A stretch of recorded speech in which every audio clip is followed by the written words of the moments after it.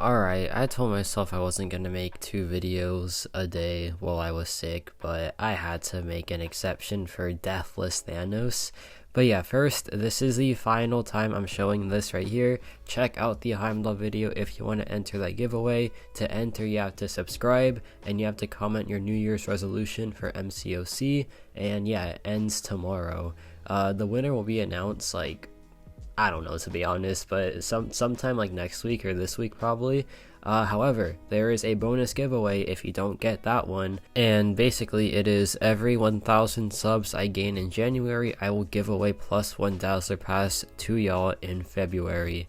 So yeah, right now we currently have 16,000 subs, so it's guaranteed at least +1 Dazzler Pass. But with how crazy y'all been with this like whole event and how with how awesome y'all are, I'm pretty sure that 17,000 is pretty much a lock for January as well. And there is a bonus incentive because at 17k subs, it is +1 Dazzler Pass, and also I'll rank 3 Kang or OG Thanos. So yeah, very, very exciting. But now let's talk about Deathless Thanos. So this champion, I'm going to showcase most of the showcase will be him without any synergies. Just cause I want to show what he does by himself. You're gonna first use him with a full team, obviously, for the Karina's challenge, but once that's gone, there will be a lot of scenarios where it'll just be Deathless Thanos, and I want to show you what he can do by himself. So this has the Mixmaster node, and as you can see, once we have our panic debuff active, we can just completely ignore that, which is really helpful because it just makes the fight a whole lot easier. Additionally, this has a node where if you have an armor break on the opponent, you will do pretty much normal damage, but if they don't have one, you will do 75% less damage. So here we get the armor break up, we're doing our full damage, and yeah, a nice 108,000 crit right there, and a pretty nice fight time overall. So for these cosmic matchups where you want to have access to armor break, or even just having buffs in general, he'll be very good for that because he has the pretty standard buffs like Fury. He also has unique ones like Energize, and he also has access to pretty common cosmic tropes such as armor break, but then more unique ones such as armor shattered. So yeah, overall a very both simple yet complex kit. Then he has completely new things like the panic debuff, which counters miss and evade, which is insanely helpful for so many different scenarios. And yeah, it's pretty easy to have full uptime when it matters, at least, because when it matters, when you're hitting the opponent, you will pretty much always have the panic debuff ready. So yeah, it is a very nice mechanic for sure. And here I go back in, I go for some nice 25,000 light attacks, and that heavy attack just does the job. Very good job of having complete control of the fight and having access to armor break and armor shattered to fit the quest needs, and also having access to panic to also fit the quest needs. So yeah, now we have this node. This is the one where they have a 50% chance to evade, and we start off the fight with a true strike because we kind of need it, unfortunately, just because Thanos is a champion where pretty much all of his utility has to have some ramp towards it, except for one. It is the heavy attack, because the heavy attack, when it's built up, can inflict armor break and shattered, right? But even at no charges, it still pulverizes an armor up, which is very helpful. And he also has base immunities that are pretty helpful at the start of the fight, such as cold snap and poison. And yeah, I think that overall, while he does have some ramp up mechanics that are very noticeable, but once he gets to those utility pieces like the armor shattered, the fury buffs, the counter punch and the panic, he pretty much has full uptime of those utility assets. So yeah, he is one of those champions where sure there's ramp up, but once you're ramped up, you just have complete control of your utility. And yeah, that right there was beautiful. That was what, 85,000 a piece, and there I kind of messed up, so we are rooted, but that's okay because yeah, the fight's pretty much done. I dropped the heavy attack, he drops CSP2, that's fine, and yeah, matchup is essentially done after that heavy attack. Pretty good fight time, 1 minute 22. for like a fight that really messes with a lot of champions loops, it's not that bad for sure. Now we have this Guardian fight, and this is what I'm talking about here. Like one combo and like one heavy attack, like whenever I want to drop it, why don't I drop it yet? Okay, I think here I drop it actually. There we go. Just like one hit of the heavy attack and the armor up is completely removed. So yeah, very good for dealing with like those one armor scenarios, or like not even just one armor scenarios, just like any armor up scenario in general. You can just spam heavy attack and get rid of most, if not all, the armors. Additionally, like once you have those heavy attacks, like, you know, you drop them and stuff, you'll pretty much be at the SP2 and like be fully ramped up, and then you'll have access to the armor shattered, and yeah, then that's just like game over. They cannot gain any more armor up effects. It is so dang nice. So yeah, when it comes to armor control, he is one of the best ones in the game in my opinion. There is like Scream and Medusa that are both really good at it too. And you know, I think it is competitive between those three. It's not just like there is a for sure winner. I think you can like give the nod to pretty much any of them. I personally would say that actually I don't even want to start that. I don't want to open any can of worms. But yeah, as you can see, this matchup is a very good one for Thanos, because once we activate that panic, Nightcrawler can just never evade, and that's like the most annoying thing about Nightcrawler, is the fact that he is just always evading. But with the panic debuff, it is just completely gone, and there is no worry to this fight whatsoever. Now as you can see, it's not up all the time, right? But it's up when it matters, so it activates whenever you do a counter punch, and that's when it matters, right? Because when you counter punch, you're about to attack the opponent, so you have that panic debuff ready for that. And yeah, his attack sequence is just completely uninterrupted. So yeah, very good for those evade characters. I think he is one of the best evade counters in the game now. But then again, remember that it does take like 10 hits or so to get to that evade counter, so if you need it immediately, might not be the best, but if you just need it like temporarily or like after a set period of time, he will be one of your go-to options.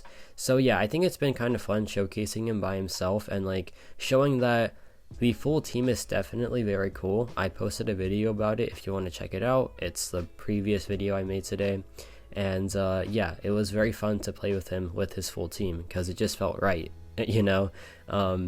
But he is very capable by himself. I feel like he will have a lot of use in like Battlegrounds decks and just like general questing as well. If you can't fit a full team, a full Deathless team, he will be a great slot in for pretty much any other team. And I think that's what they wanted with this champion. They wanted him to like, of course, have a very crazy team with the Deathless team, and they wanted him to have like that ability to kind of be like the circuit of that team, where he gives the most important benefits, but on his own he is still very powerful, right? And that's been done very well in my opinion. I think that he is a pretty solid champion. I'm not gonna say like he is beyond god tier or like the best cosmic in the game now, because there is still a lot to explore with this champion, and the current the current competition is very strong. For example, the Serpent, like Medusa, Scream, all very good characters.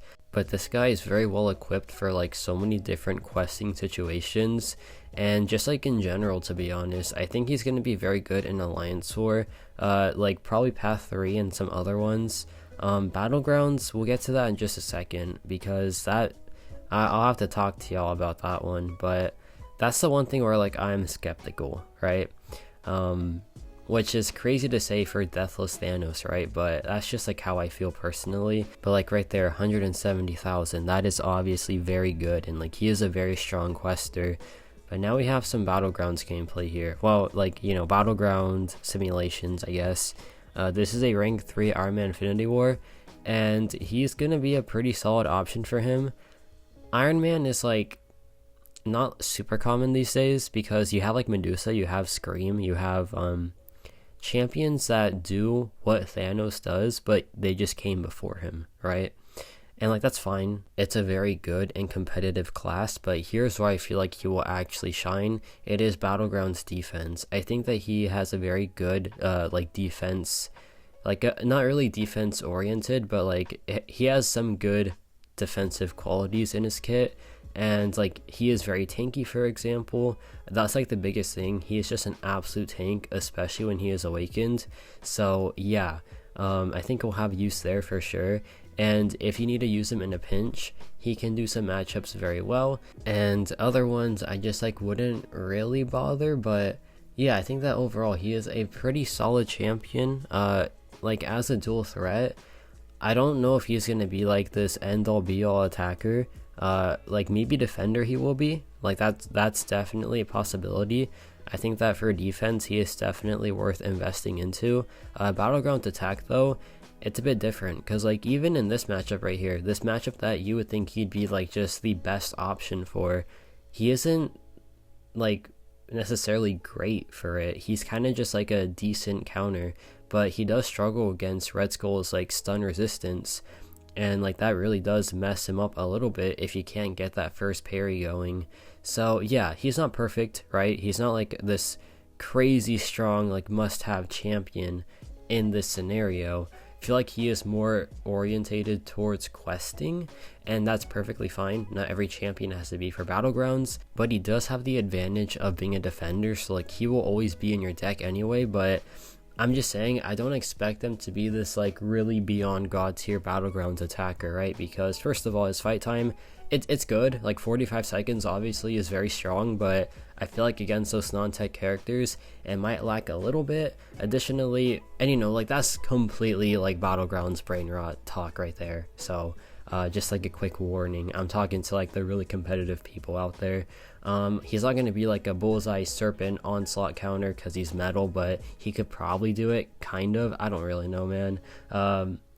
Like the top defenders that you think of, like Photon as well, like sure he counters miss, but Photon will also like melt his block, which he needs to counter punch.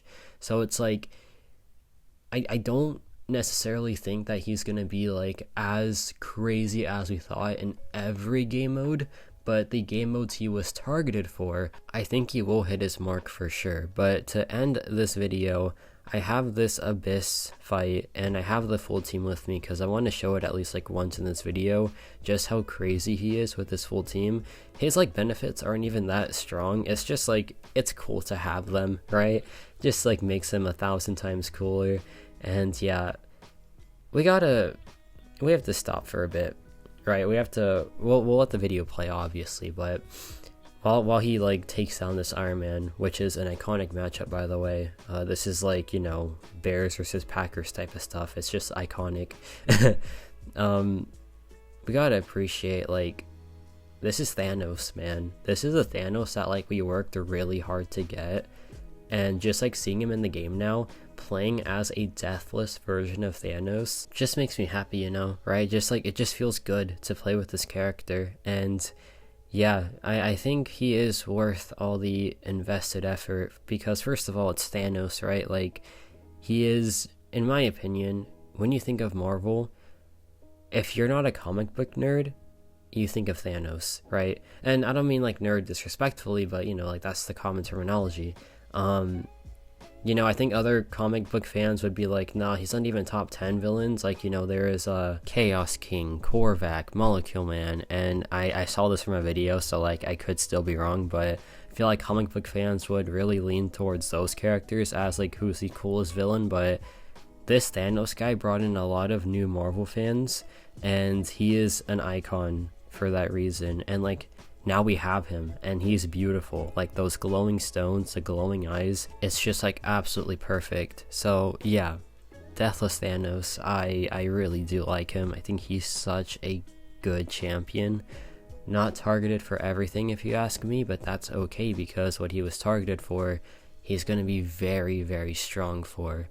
And yeah, I think that's what we all wanted. We all wanted a character that would hit their mark and would have use everywhere, and despite him not being like the best in some cases, he still has that defensive value, and he also just has like the fact that he's Thanos, right? That's it, man. That's Thanos, and that should be like all we need. It's all I need, that's for sure. But speaking of Thanos, 17,000 subs and I take up the OG one or Kang, up to y'all. But yeah, let me know your thoughts on OG Thanos, not OG Thanos. Let me know your thoughts on Deathless Thanos, and yeah, that's about it for me.